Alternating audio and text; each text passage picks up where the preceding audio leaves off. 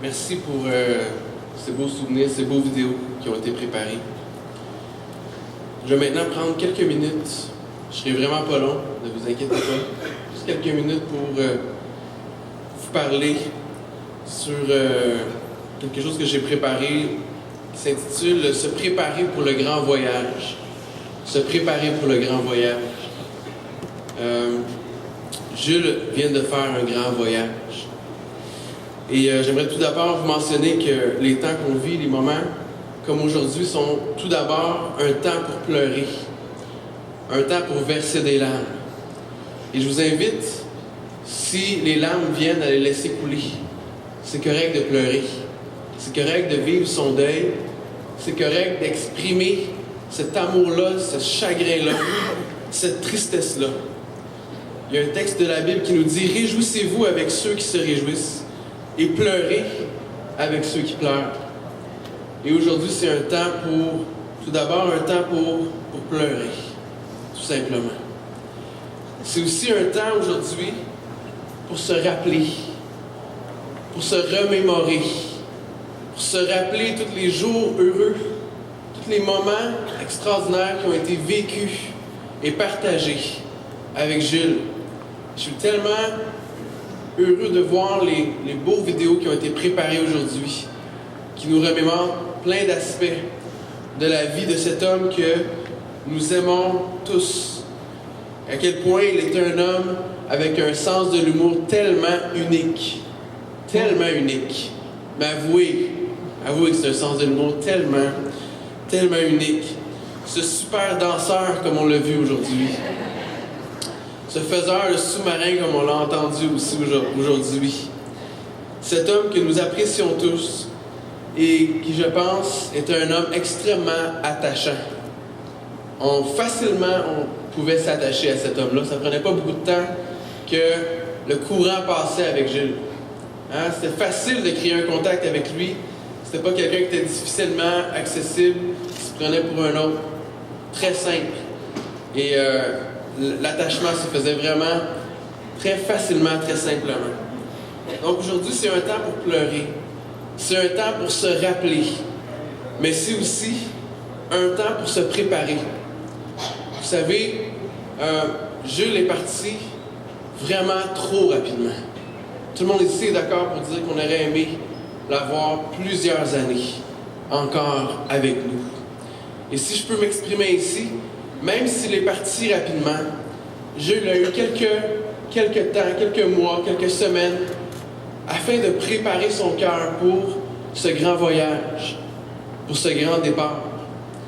Vous savez, lorsqu'on va en voyage ou en vacances, les jours qui précèdent le voyage, ou pour certains, les heures ou les minutes qui précèdent le voyage sont un moment où on se prépare, où on essaie de rien oublier, où on fouille, on prépare les valises, on amène l'appareil photo, on se prépare pour partir, on se prépare pour vivre un événement, un voyage qui va être pour la plupart du temps intéressant, amusant.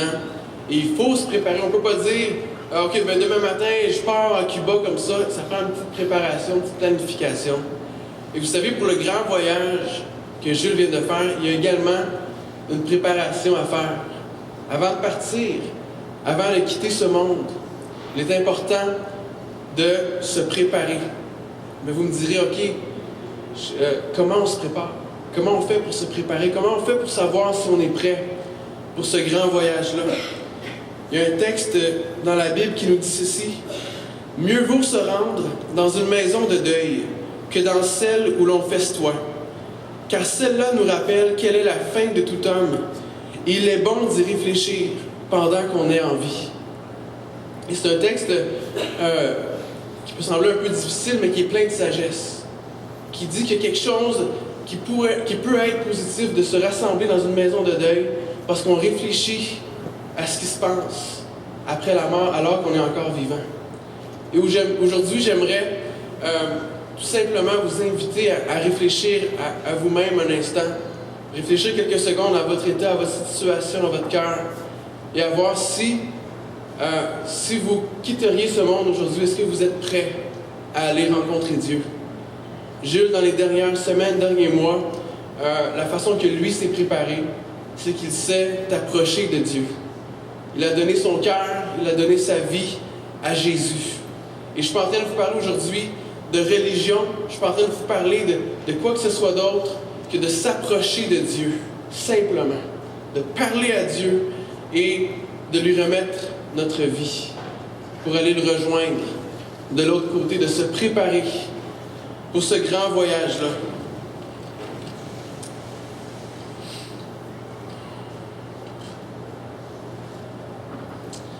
Il y a un texte dans la Bible qui dit, que Jésus dit, il dit « Je suis le chemin, la vérité, la vie, nul ne vient au Père que par moi. » Aujourd'hui, je ne veux pas faire de débat de religion, ce n'est pas du tout notre but. Aujourd'hui, on veut juste honorer un homme qu'on aime.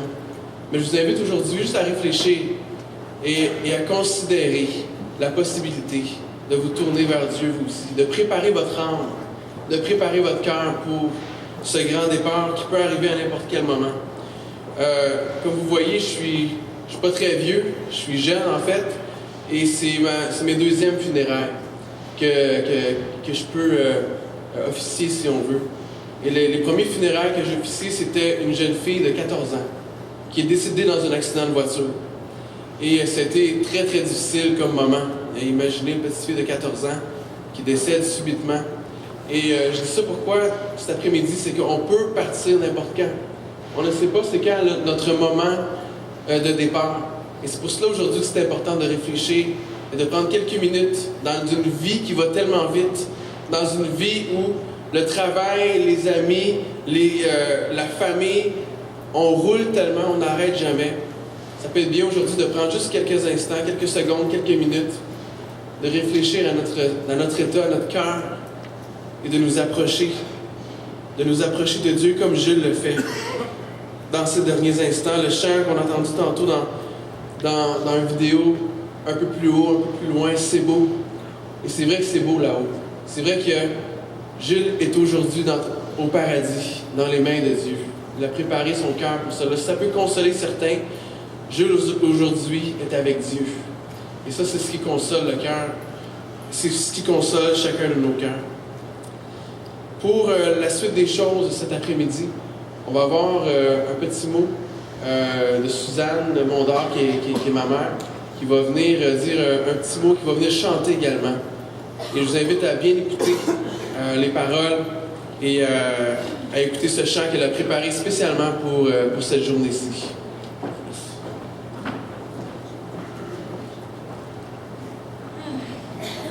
Avant de mettre mes lunettes, j'ai des choses à vous dire. Jules, hein? C'est triste, mais il était drôle quand même. Il faut que je partage avec vous des moments que j'ai eus avec lui avant qu'il décède. J'étais avec Nicole, puis on était à l'hôpital, et puis Jules était vraiment, il est mort, je pense que c'est le mardi, puis ça c'était le dimanche. Et puis,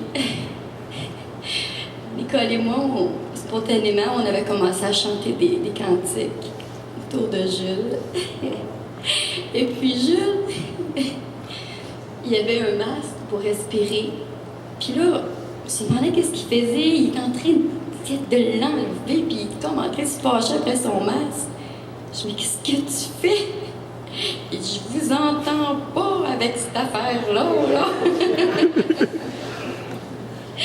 Parce qu'il y avait comme l'oxygène.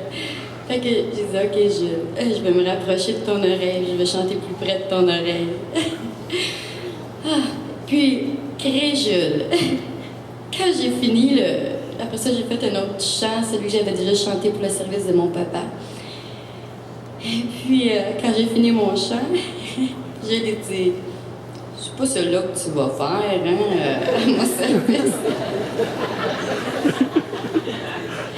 J'ai dit, non, ça sera pas lui. Ça, c'était pour papa.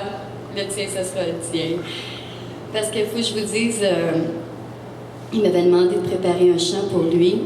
Et puis quand il me l'a demandé, quand on avait été le visiter une autre fois avant à l'hôpital,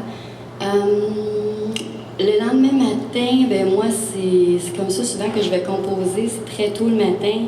Effectivement, il était 4-5 heures du matin. Plein de paroles qui étaient dans ma tête. Je suis allée les écrire. Et puis, je vais vous les lire, ça va être plus comme un poème, puis après, je vous ferai une chanson. Premièrement, le poème.